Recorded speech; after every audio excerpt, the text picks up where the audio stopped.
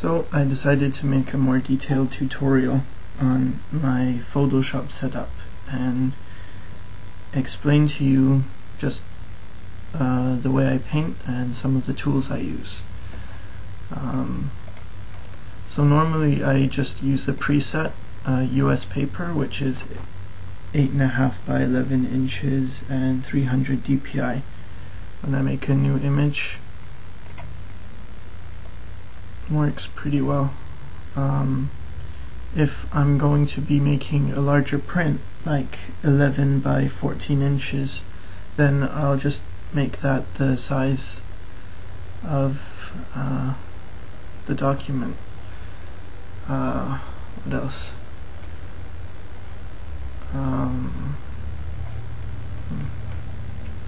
Okay, and I use the RGB color palette to get that to come up.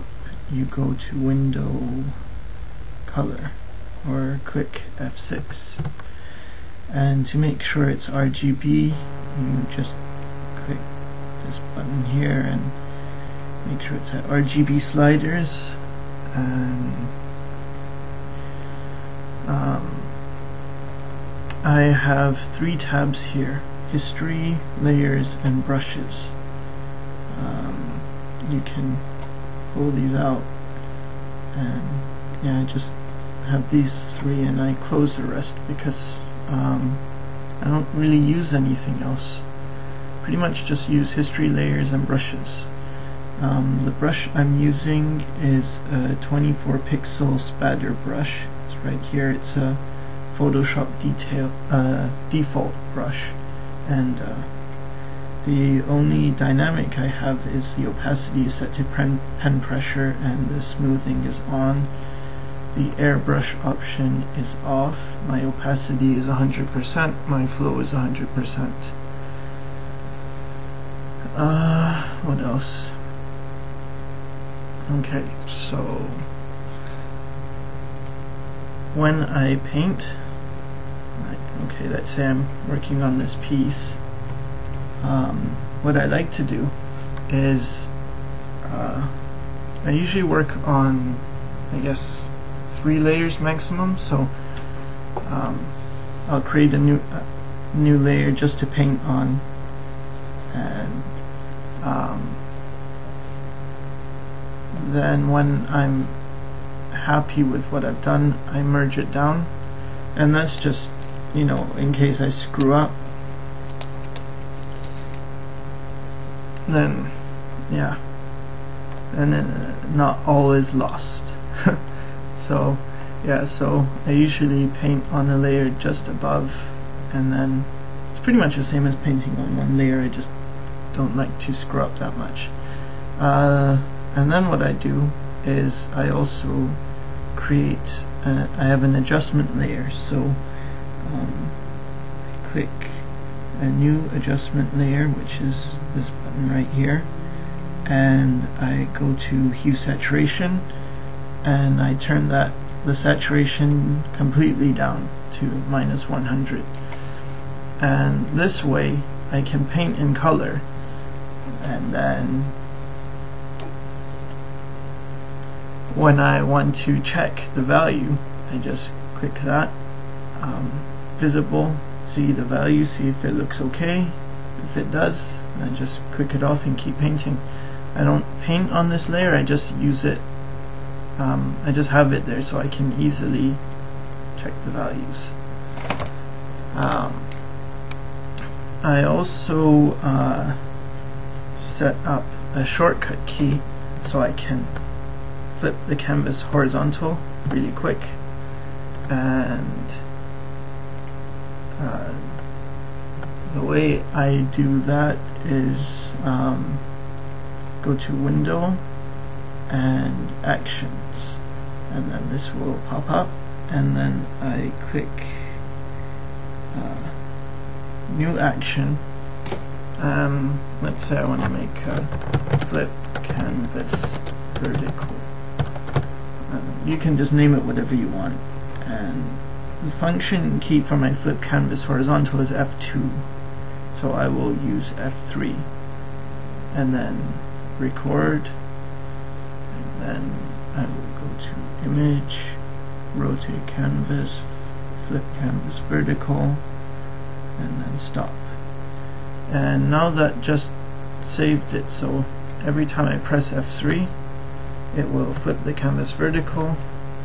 And yeah, so I just did the same thing with F2, flip the canvas horizontal, and I use that a lot. It's really good for checking proportions. Whenever you flip the image, it gives your eyes a chance to see your picture in a new light. Another thing I do, especially when I paint backgrounds, I press F twice, and that brings me into full screen, and then I can also move the image, and really helps when you're zoomed in. You can just, you know, color here or there, because normally if you're just in a regular window, or even if you just press F once, you can't move the document too much, like gets stuck. So yeah, press F twice, even 3 times, amazing, and then you can move it more. What else?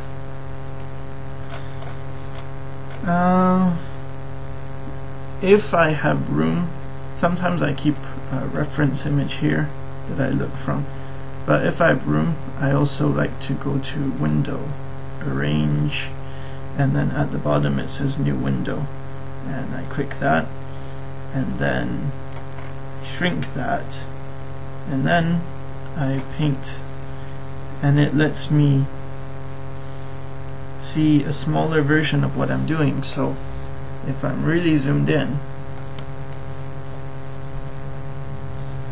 then I can still see a far view of what I'm doing, so I don't get confused, or I don't screw up too much. I get a good idea of what I'm doing, and I can paint on this too. That's why it's better than using Navigator. Yeah, so oh, I really screwed this person up. Yeah, that's pretty much it. That's pretty much all I do. Not too much fancy stuff going on. I think I mentioned before that I did this soft light trick, and I don't do that anymore. Pretty much no tricks, just 100% opacity and 100% flow. And after a while, well, with practice, you can control your pen pressure pretty well, good enough so that even at 100% I can, and even with pure black, I can make a gray or go really dark. So it just takes a bit of practice. Yeah, so I hope you learned something. If you did, great. If not, well, you really know a lot with Photoshop. Good for you.